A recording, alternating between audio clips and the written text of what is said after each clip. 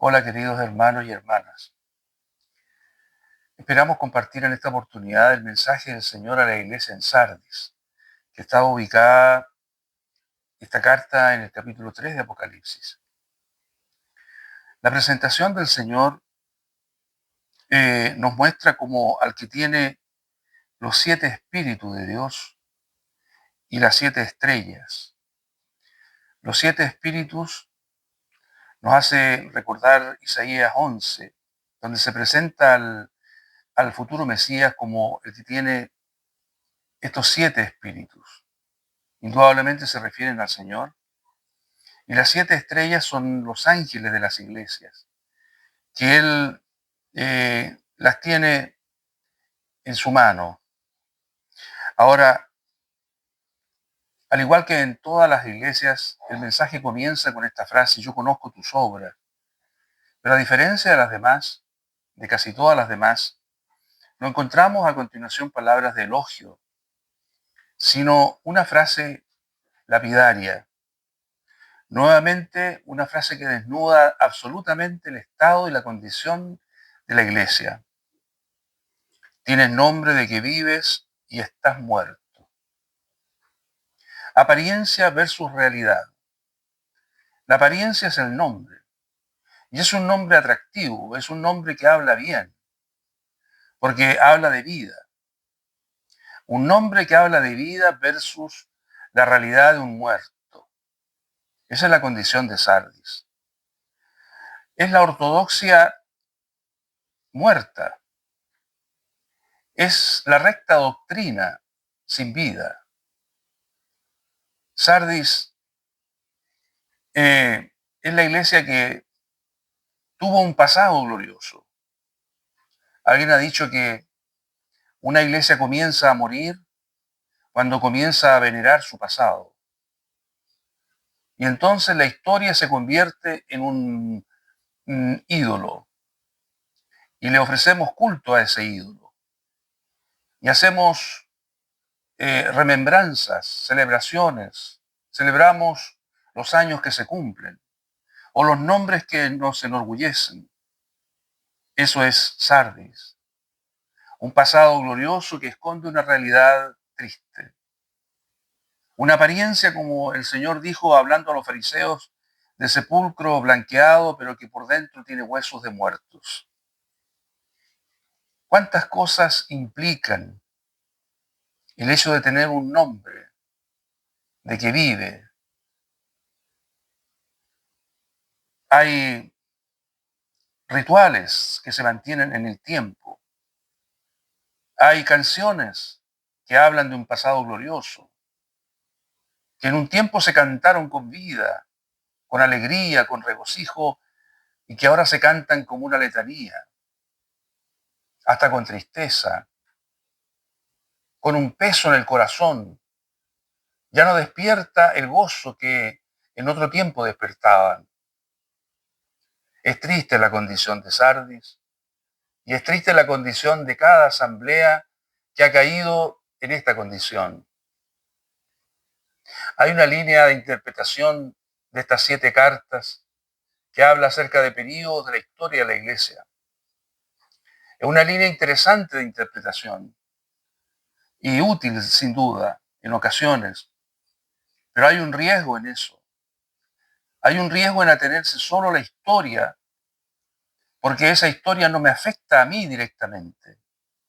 Entonces yo puedo conocer en detalle lo que sucedió en la historia de la iglesia en cada uno de estos 7 periodos sin que el mensaje me alcance. Entonces yo puedo mirar como un espectador, como un estudioso, como un erudito, lo que pasó en otro tiempo, pero que ahora no me pasa a mí. Sin embargo, Pablo, hablando a Timoteo, dice que toda escritura es útil para persuadir, para preparar, para instruir en justicia, para que el hombre de Dios esté enteramente preparado para toda buena obra. No hay ninguna escritura, excepto tal vez la profecía de Daniel, el mismo Apocalipsis, en la parte profética predictiva, en el sermón del Señor, en Mateo 24, salvo esas raras excepciones, No hay ninguna escritura que no tenga un mensaje presente, que no tenga un mensaje vivo que hable al corazón del que lee la palabra. Toda escritura, todo logos de Dios puede convertirse en un rema, y esa es precisamente la utilidad que tiene la palabra de Dios para el creyente en una época determinada, en una circunstancia determinada. Porque estos remas son los que lavan, los que nos producen ese lavamiento del agua por la palabra, de lo cual se habla en Efesios capítulo 5. Y que es lo que permite al Señor preparar a su novia para que no tenga mancha ni arruga ni cosa semejante cuando Él regrese. En esta serie de estudios que estamos haciendo, preparando la novia para el novio, precisamente se trata de eso. Se trata de que la palabra del Señor no sea un mero objeto de estudio histórico, sino que sea un mensaje vivo al corazón, a mi corazón, en mi situación presente. De tal manera que el mensaje del Señor a Sardis me tiene que alcanzar y me tiene que hacer reflexionar acerca de que yo pudiera estar con un nombre de que vivo y estar muerto. Qué terrible condición de la cual no puedo sustraerme enteramente. Porque el que habla aquí no es Pablo, no es Juan, no es Pedro, es el Señor. Y cuando el Señor se presenta en Apocalipsis capítulo 1, lo hace de una manera majestuosa, de tal modo que Juan, al verlo, cae como muerto a sus pies. Entonces el que habla no es el Cordero de Dios, es aquel que tiene todo el poder en el cielo y en la tierra, y que se pasea entre las iglesias, y que las examina, y que las juzga, y que le da el pago a cada una según sus obras. Aquí no se habla tanto de la fe cuanto de las obras, porque es hora del juicio. De tal manera que nos conviene, sea la carta de Sardis o cualquiera otra de las epístolas del Señor a las iglesias, que las consideremos en un presente inmediato, necesario para nosotros, porque necesitamos ser examinados por la palabra del Señor cada día. Y ese examen del Señor, y esos ojos como llama de fuego, y esos pies como bronce bruñido que caminan en juicio, que nos alcancen, que toquen nuestros corazones. Estás muerto. Ahora, la frase que sigue, sé vigilante, o traducido más detalladamente, persiste en venir a hacer algo. Persiste en ser vigilante. No da a entender que esta muerte de la cual habla el Señor aquí en realidad es como un sueño profundo. Todavía quedan raíces de vida en la iglesia, a pesar de que el presente es tan triste. Sin embargo, hay raíces de vida, por cuanto el Señor le dice, persiste en venir a ser vigilante. Es decir, vigilante es lo contrario de estar dormido. Un sueño profundo que es como la muerte, es un sueño de muerte. El Señor no cuenta con Sardis, porque tiene el sueño tan pesado que no puede hacer a menos que se despierte, a menos que vuelva a su posición y estado de vigilancia.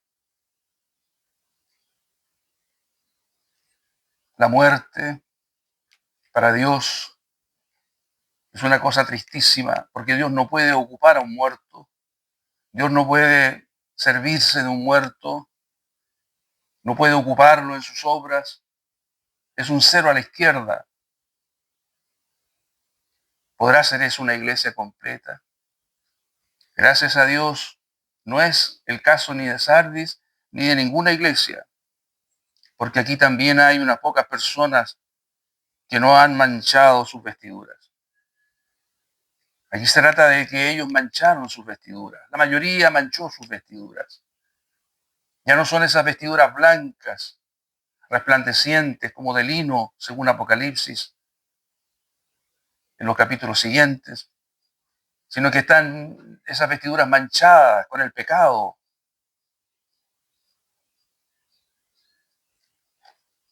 Nos recuerda un pasaje que hay en Efesios y que tiene que ver con la forma y el camino que conduce a esta condición de muerte y a esta condición de estar manchado. En el capítulo 5 de Efesios dice: en otro tiempo erais tinieblas, mas ahora sois luz en el Señor. Andad como hijos de luz, comprobando lo que es agradable al Señor. Y no participéis en las obras infructuosas de las tinieblas, sino más bien reprendedlas, porque vergonzoso es aún hablar de lo que ellos hacen en secreto. Mas todas las cosas, cuando son puestas en evidencia por la luz, son hechas manifiestas, porque la luz es lo que manifiesta todo. Por lo cual dice: despiértate tú que duermes, y levántate de los muertos, y te alumbrará Cristo. Aquí vemos un interesante uso de la palabra duerme y muerto, como sinónimos. Hay un llamado para despertar al que duerme, a levantarse de los muertos. Es un sueño de muerte, similar al de Sardis. Y entonces, aquí se nos dice que tenemos que andar con diligencia, no como necios, sino como sabios, aprovechando bien el tiempo, porque los días son malos. No os embriaguéis con vino, en lo cual hay disolución, antes bien sed llenos del Espíritu. Esta palabra tiene mucho sentido. Si nosotros conocemos que Sardis, la ciudad de Sardis, era una ciudad licenciosa. El Señor escribe estas palabras a una iglesia que está en una ciudad de una vida liviana y fácil, como la que tenemos hoy en pleno siglo XXI. En general, en Occidente, la vida es así, fácil y llena de placeres, de distracciones y de todo tipo de desórdenes. A tal punto llega el sueño profundo de Sardis, que el Señor le dice más adelante: si no velas, es decir, si no vigilas, si no estás despierto, vendré sobre ti como ladrón y no sabrás a qué hora vendré sobre ti. Esa es una condición preocupante. El ladrón viene. En otra parte, el Señor en 1 Tesalonicenses también habla de su venida como ladrón. Pero acá la iglesia, en vez de estar advertida de que el ladrón viene, no sabe a qué hora viene. Y esta es una condición del mundo. Es el mundo el que no sabe a qué hora viene el Señor.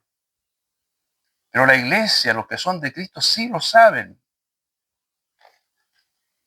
Entonces Sardis ha llegado a estar en la condición del mundo. Ese sueño profundo que le impide saber los tiempos y las sazones. En 1 Tesalonicenses capítulo 5 dice: porque vosotros sabéis perfectamente que el día del Señor vendrá así como ladrón en la noche. Y cuando digan paz y seguridad, vendrá sobre ellos destrucción repentina, como los dolores a la mujer encinta, y no escaparán. Mas vosotros, hermanos, no estáis en tinieblas, para que aquel día os sorprenda como ladrón. Porque todos vosotros sois hijos de luz e hijos del día, no somos de la noche ni de las tinieblas. Por tanto, no durmamos como los demás, sino velemos y seamos sobrios. Pues los que duermen, de noche duermen, y los que se embriagan, de noche se embriagan. Pero nosotros que somos del día, seamos sobrios, habiéndonos vestido con la coraza de fe y de amor, y con la esperanza de salvación como yelmo. Entonces, ¿cuál es el mensaje que nosotros podemos extraer? ¿Cuál es la conclusión que podemos obtener cuando leemos el mensaje del Señor a Sardis y luego ver esta condición de este sueño profundo que parece muerte y que ellos, a menos que vigilen, no van a saber cuándo el Señor venga. Esto a nosotros debe preocuparnos mucho, porque nosotros estamos a las puertas del Señor. En este sentido somos Sardis también.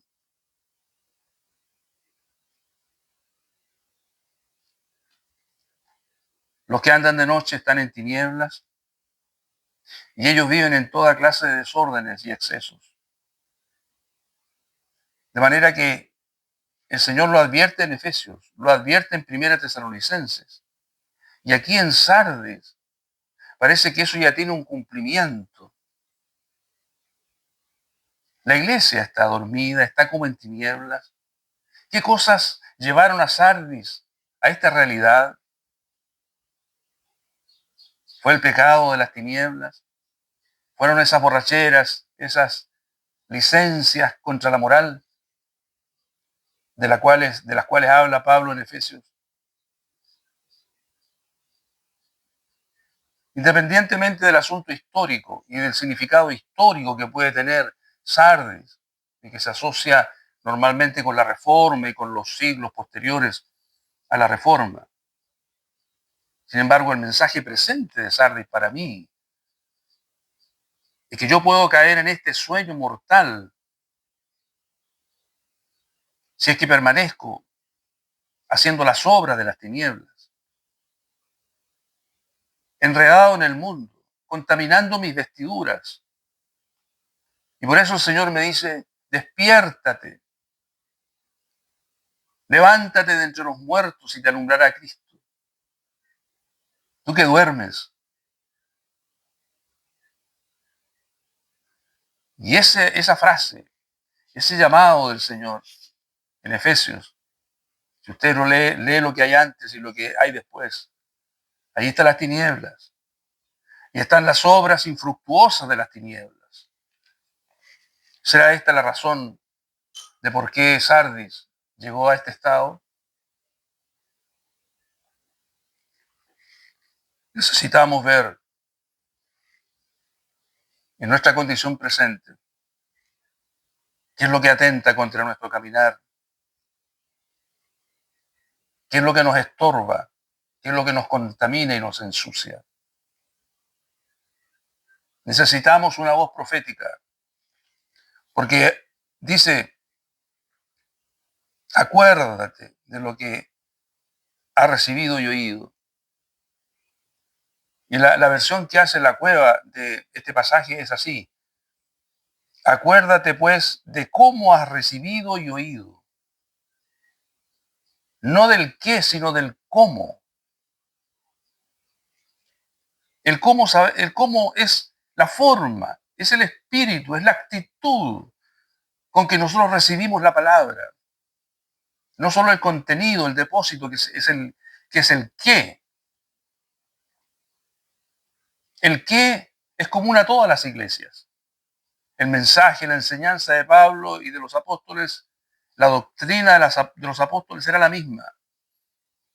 Pero aquí el Señor enfatiza el cómo recibiste lo que te fue dado. Esa actitud con que escuchamos la palabra cuando estamos despiertos. Esa palabra que nos conmueve, que nos remece, que toca nuestras emociones y nuestra voluntad, que nos lleva a las lágrimas, que nos produce arrepentimiento, contrición. Ese es el cómo que tiene que recuperar Sardis. No escuchar un mensaje como diciendo, esto lo escuché tantas veces. Este mensaje me lo sé de memoria. Esta doctrina la conozco de años. No, es el cómo escuchamos, cómo recibimos, con qué actitud. Si usted es predicador de la palabra, usted sabe muy bien y puede discernir desde el púlpito, cuando mira la asamblea, la forma como se está recibiendo su mensaje. Hay unos que duermen, otros que están alertas, otros que están recibiendo y sus ojos lo comunican y su rostro, su semblante. Este es el cómo que Sardis tiene que recuperar. La palabra del Señor nunca se repite. La palabra del Señor es viva y eficaz, y más cortante que espada de dos filos, y penetra hasta partir el alma, del espíritu y las coyunturas y los tuétanos, y discierne lo más escondido y lo revela y lo saca a luz, de modo que nada está escondido de su presencia. Esta es la palabra que Sardis necesita escuchar, que nosotros necesitamos oír. No meras doctrinas, no meras enseñanzas trajinadas, repetidas, sino palabra nueva, palabra que llega y toca el corazón. De tal manera que nosotros necesitamos escuchar este llamado: lo que has recibido y oído, y guárdalo y arrepiéntete. Hay algo de que arrepentirse. Siempre hay un llamado del Señor al arrepentimiento en las cartas a las iglesias. Hay algo que no hicimos bien definitivamente. Tal vez muchas cosas que hicimos mal. Y tenemos que ver por el Espíritu, alumbrados por el Señor, cuáles son esas cosas. Y tener un cambio de orientación. Volver las pisadas hasta recuperar lo que perdimos. Volver al punto del cual caímos, como el Señor le dice a Éfeso.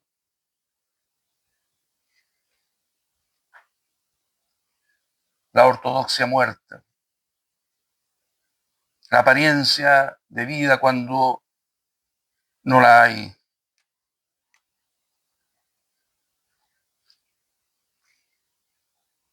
Las vestiduras tienen que estar blancas.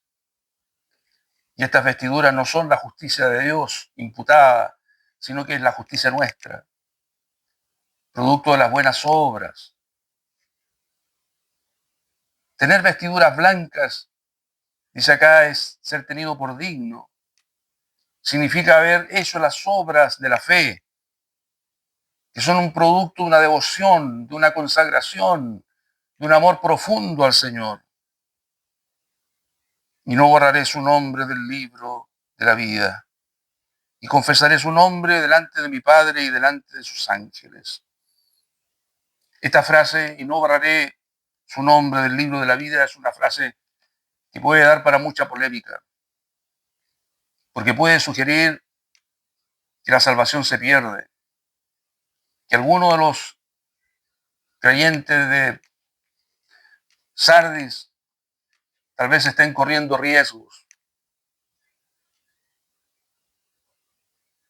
Pero acá la frase que sigue,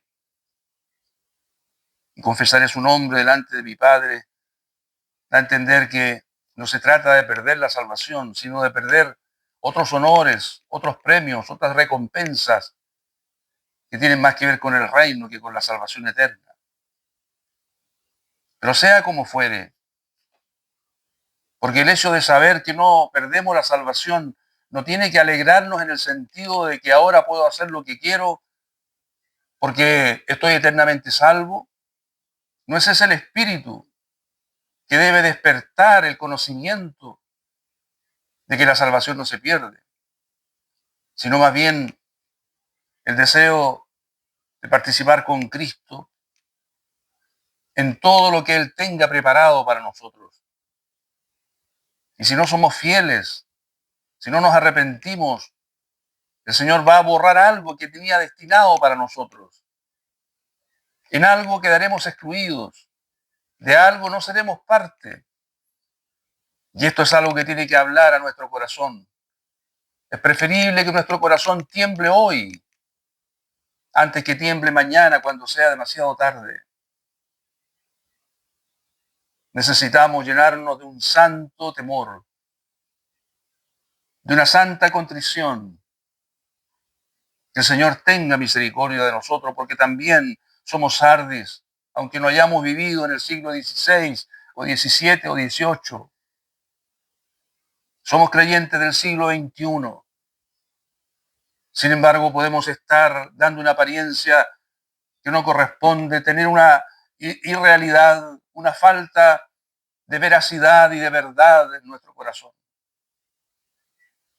Sardis, presumes de muchas cosas, tienes una hermosa historia, puedes exhibirla, contarla, ufanarte de ella, cantar hermosas canciones cansadas, agotadas y marchitas, y tu realidad es tan distinta. Lo único que conviene es arrepentirse. Lo único que no corresponde es volver a escuchar la palabra de esta manera, de este cómo, que el Señor le reclama a Sardis, con temor y temblor. Ocupaos en vuestra salvación con temor y temblor, no con relajamiento, no con presunción, no con soberbia, sino profundamente humillados, reconociendo que nuestra es la culpa, nuestra es la responsabilidad de no haber mantenido la vida bullendo dentro de nosotros y haberla reemplazado con la muerte. Que el Señor en su gracia nos socorra, que el mensaje a Sardis no nos pase por alto, no se vaya al siglo XV o XVI o XVII, sino que se quede aquí con nosotros hoy, en este comienzo del siglo XXI tan cerca de la venida del Señor. Que el Señor tenga misericordia. Amén.